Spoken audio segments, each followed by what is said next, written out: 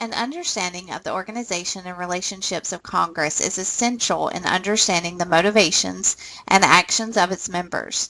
In this chapter, we'll learn how these representatives and senators get elected, how they serve their constituents, and how they make policy once they are in office. We'll follow the path of a bill from introduction to passage and consider influences on congressional decision making. Finally, we'll study the process of creating a budget and appropriating money for government expenditures.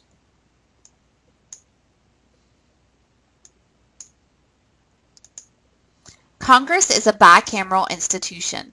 Bicameral simply means that the legislature is divided into two houses, the House of Representatives and Senate. House members are elected every 2 years and represent state districts. 2 senators from each state are elected to 6-year terms. The Constitution grants powers and specific powers to the House and Senate. For example, only the Senate can ratify foreign treaties and approve appointments to the judiciary and executive branch. The House can decide to impeach a president, but the Senate conducts the trial and must vote in favor of impeachment. House members have 2-year terms. They tend to maintain closer relationships with the voters because of their short terms and smaller constituencies. Senators serve for 6 years and represent larger, more diverse populations. The Senate was intended to be more deliberative than the House and to reflect upon issues with national implications.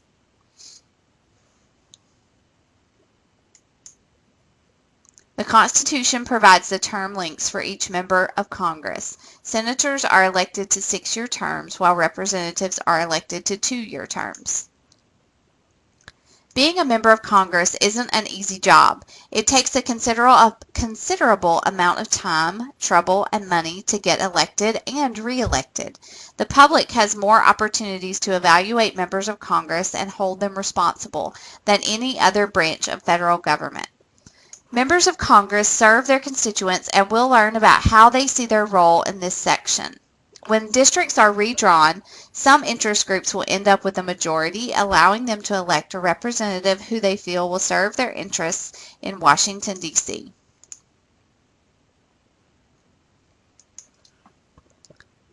According to political scientist David Mayhew, members of Congress are single-minded seekers of re-election. Members must be elected, then re-elected, and this costs a substantial amount of money.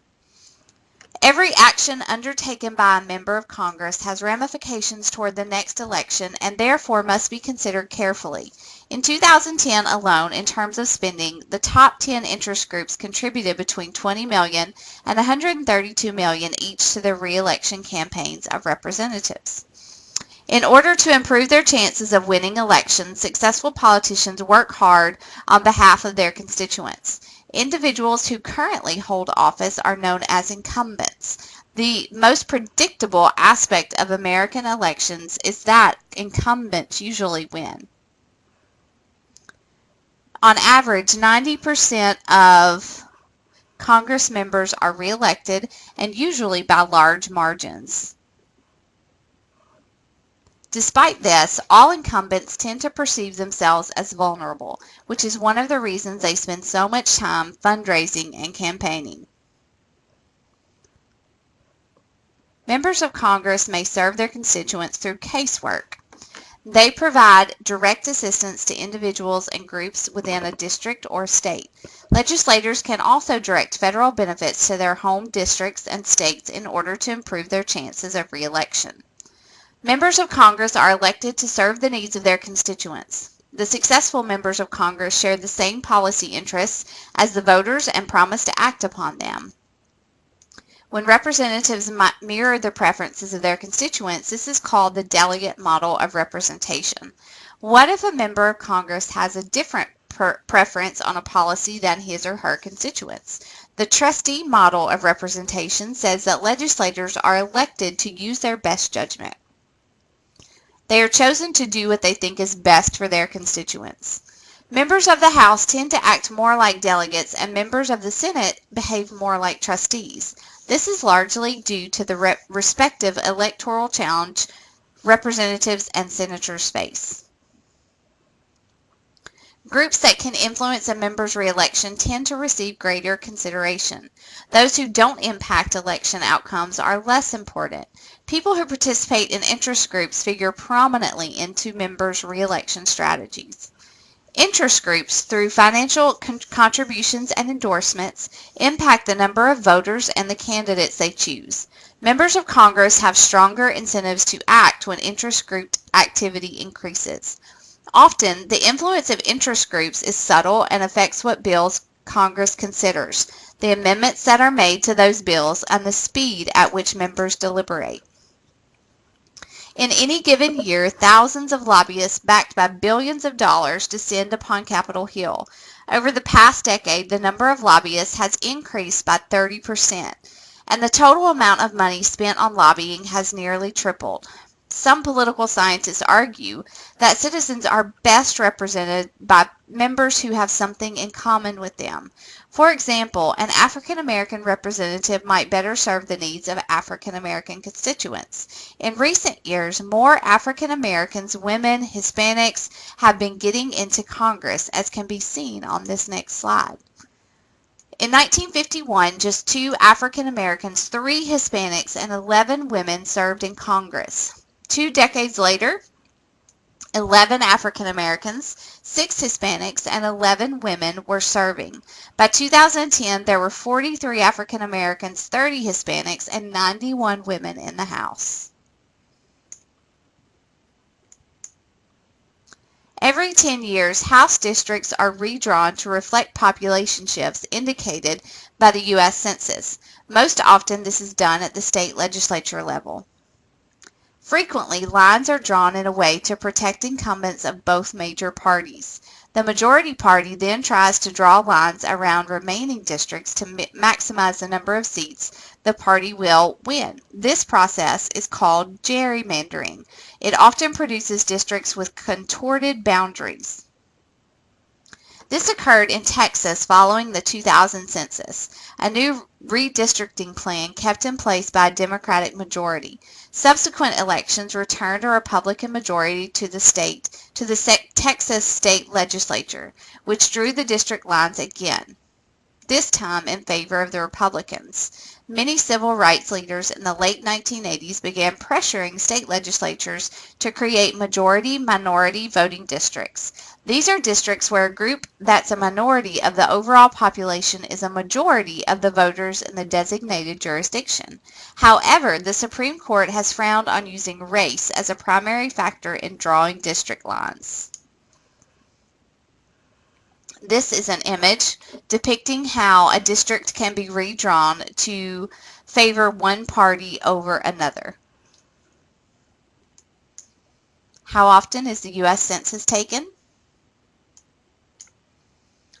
The U.S. Constitution mandates that the census be taken every 10 years for reapportioning the number of members in the House of Representatives per state. Members of Congress must find ways to work together in order to ensure passage of legislation vital to their interests. There are, however, several obstacles which may preclude that from happening. It's important to recognize the diversity of members of Congress to understand how it works. Their differing views reflect the attitudes of the districts they serve. Members serving districts in Northern California, Massachusetts, and New York City are reliably more liberal than members serving districts in Eastern Oklahoma, Utah, Orange County, California, or even Mississippi. Deciding which issues get priority may be a subject of dispute among members of the same party. Differences also exist in members' concerns about re-elections. As you'll recall, representatives come up for re-election every 2 years, while 1/3 of the senators are up for election in each election year. During each session, members of Congress face an incredible number of issues and problems that they must prioritize and resolve. This requires access to a large amount of information that must be collected to legislate effectively. Collecting this information is costly. Some members leave it to others to devote resources to researching an issue and devising a policy. Leaving the task to others results in a basic collective action problem. When no member takes responsibility for doing the work, the result is a substantial risk of inaction. Members have different ideas about what constitutes good public policy and often have a difficult time making final decisions. This phenomenon, known as cycling, occurs when multiple decision makers must decide among multiple options and can't agree on a single course of action. For many, minimum wage legislation strictly defines the hourly earnings they can expect to receive. The legislation itself, though, is extraordinarily complex, requiring members of Congress to develop and analyze lots of information about different industries. It takes time and money to collect this information. During each session, members of Congress face an incredible number of issues and problems that they must prioritize and resolve. This requires access to a large amount of information that must be collected to legislate effectively. Collecting this information is costly. Some members leave it to others to devote resources to researching an issue and devising a policy. Leaving the task to others results in a basic collective action problem. When no member takes responsibility for doing the work, the result is a substantial risk of inaction. Members have different ideas about what constitutes good public policy and often have a difficult time making final decisions. This phenomenon, also again known as cycling, occurs when multiple decision makers must decide among multiple options and can't agree on a single course of action. Over time, structural solutions have been devised by members to enable Congress to deal with fundamental problems of information, collective action, and cycling. Structure also affects Congress in other ways, defining party unity and identity. Here we see the standing committees, or committees that divide the labor of lawmaking across members of the House and Senate.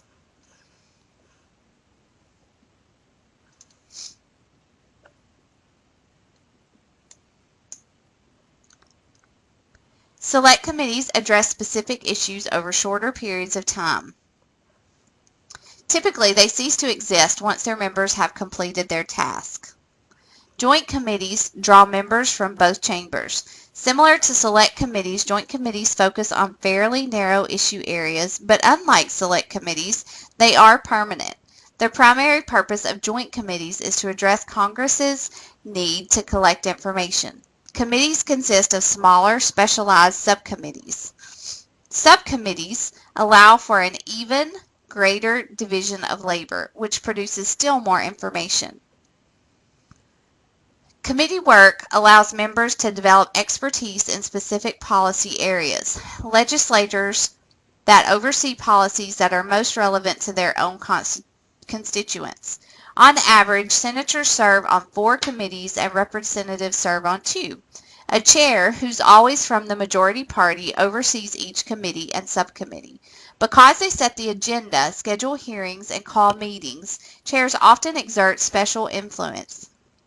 Chairs were selected on the basis of seniority up until the late 1960s. Legislators try to serve on committees most relevant to their constituents. Members of Congress who have large concentrations of veterans and active military personnel in their district will often serve on the Veterans Affairs or Armed Services Committee. Members of Congress select their leadership at the beginning of each term. In the House, the majority party elects the Speaker of the House. In the Senate, the majority party selects the majority leader. In both chambers, the party with fewer seats selects the minority leader. The Speaker of the House and the majority leader of the Senate perform many of the same functions, presiding over their chambers, communicating with the White House, and acting as congressional spokespersons. The Speaker of the House plays a more important role in overseeing affairs in the House than the majority leader does in the Senate because of the differences in the size and culture of the 2 chambers. The House Majority Leader's responsibility is to unify the party caucus and to publicize the party's message. The leaders of both parties also have whips who deliver messages from the leaders to individual members, keep track of their votes, and encourage them to hold the party line on key issues. Members of Congress select their leadership at the beginning of each term.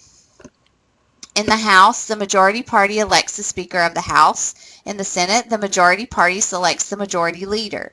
In both chambers, the party with fewer seats elects the minority leader. The Speaker of the House and the majority leader of the Senate perform many of the same functions, presiding over their chambers, communicating with the White House, and acting as congressional spokespersons. The Speaker of the House plays a more important role in overseeing affairs in the House than the majority leader does in the Senate.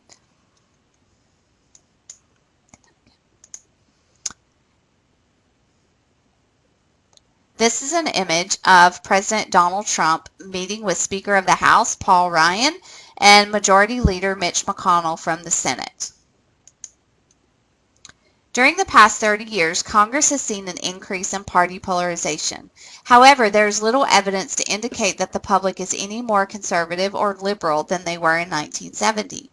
Income inequality in the U.S. population may be the basis for this polarization between conservative Republicans and liberal Democrats. Scholars characterize the relationship between the two phenomena as one of back and forth causality. There's no clear causality between the two. Polarized parties leave little room for compromise and can impede the legislative process.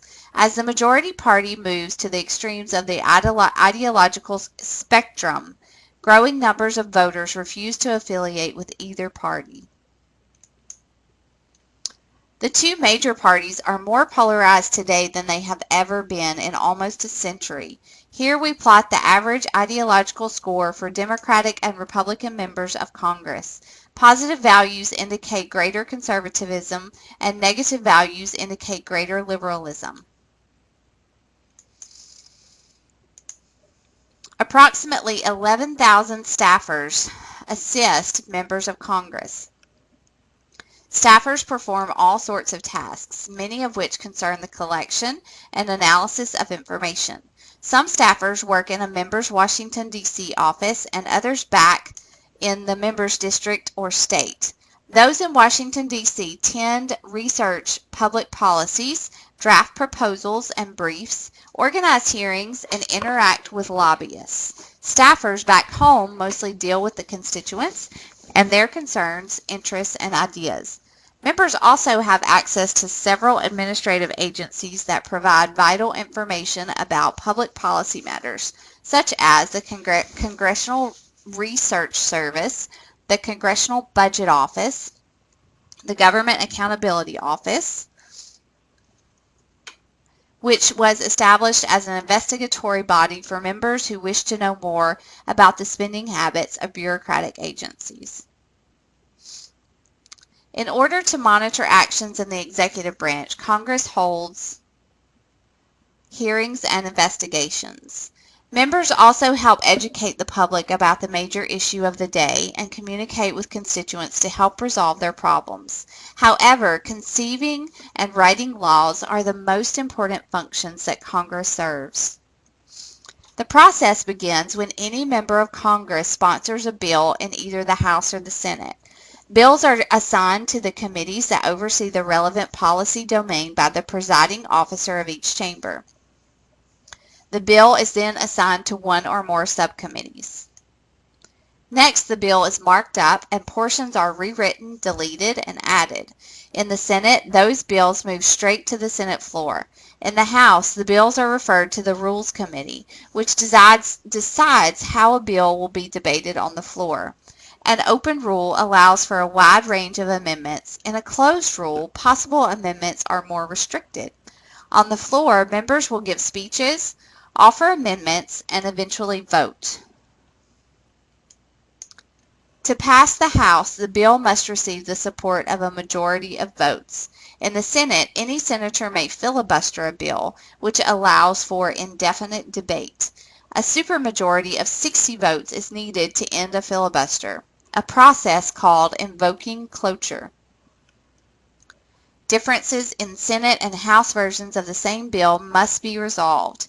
Then the final bill is sent to the House and Senate for a formal vote. If the House passes both chambers, it's sent to the White House. If the President signs the bill, it automatically becomes law. The President may also veto or reject the legislation. Congress can override the President's veto with the support of 2/3 of both houses. If they fail, the veto is sustained. The lawmaking process is long, and most introduced bills fail to become law. As we just learned, most bills are not enacted to law. Committee members who are assigned a bill they oppose can refuse to do anything at all to it or table it. Senators can filibuster, and the President can veto a bill. Presidents have used veto power with greater frequency to influence legislative content. Almost every president has succeeded in having more than 75% of his vetoes upheld in Congress. Congress occasionally passes laws by circumventing the conventional approach. One such procedure is the self-executing rule, also called deem and pass. Originating in the House Rules Committee in the 1930s, deem and pass is a way of indirectly passing a bill through Congress without voting on it. If prior to the consideration of a bill the House votes in favor of a rule containing a self-executing provision, then passage of that rule ensures passage of the bill. To date, Congress has failed to pass any comprehensive immigration reform of any kind. As a result, some states have taken it upon themselves to do so. Arizona's action in 2010 evoked widespread protests from supporters of immigration. How do you think Congress should address the issue of immigration, and should the states have any say in the matter? As we can see in this graph, the vast majority of bills introduced into Congress fail to become law. But some bills do pass. Congress enacts several hundred laws per year, which can be separated into 4 categories of significance in ascending order of frequency: landmark laws, major laws, ordinary laws, and minor laws.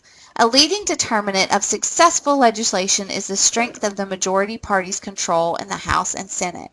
The most productive Congress during the past half-century operated from 1965 to 1966, during which Democrats held a whopping 295 seats in the House and 68 in the Senate.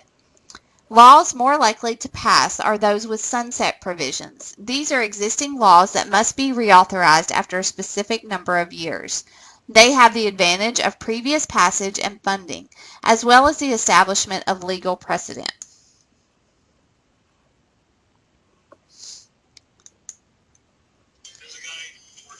This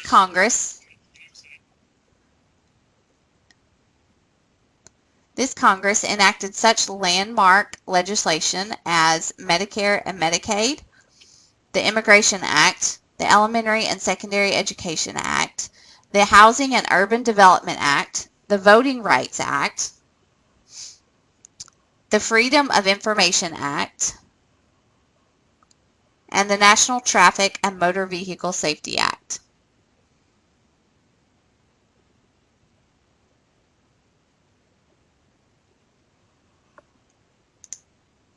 In order for the laws to become operable, Congress must commit funds to them. Every year, Congress uses money from the Treasury Department to fund several agencies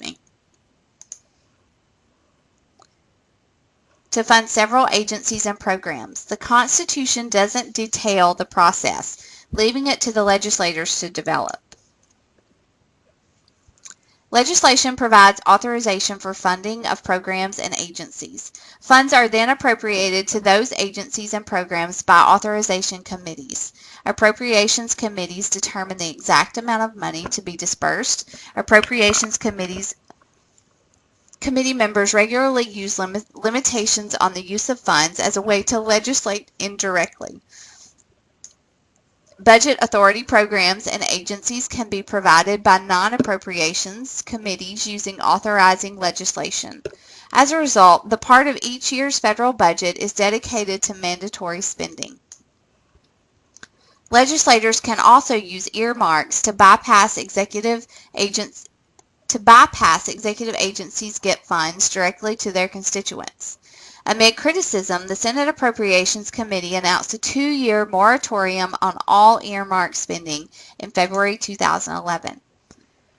The main source of revenue dispersed to agencies and programs are known as regular appropriations. They include an enacting clause designating the funds used for the fiscal year, a breakdown of budget authority by accounts, general provisions that apply to all the accounts. A continuing resolution disperses funding when regular appropriations haven't been set by the close of the fiscal year on October 1st. Recently, these have become much more common. When regular appropriations are insufficient, Congress can also provide supplemental appropriations. Congress sometimes designates supplements as emergency funds to bypass restrictions on spending. Appropriations are streamlined on purpose. An inability to appropriate funds can freeze the federal government. The appropriations process is supposed to follow a strict timetable. The President begins the process by submitting his annual budget proposal to Congress on or before the first Monday in February. By April 15th, Congress is supposed to pass a resolution that determines the federal budget. In practice, Congress and the President rarely abide by this strict schedule. Hampered by the August recess, the chambers might not resolve their differences until October 1st or later. To avoid lengthy fights over proposed legislation, members of Congress have increasingly tried to roll individual bills into the larger omnibus budget bill. As a result, the budgetary process has become similar to the partisanship normally associated with more urgent political issues. When the President and Congress fail to settle their differences and pass a budget, the consequences can be dramatic. At the extreme, federal employees can't get paid and the government faces the prospect of a shutdown.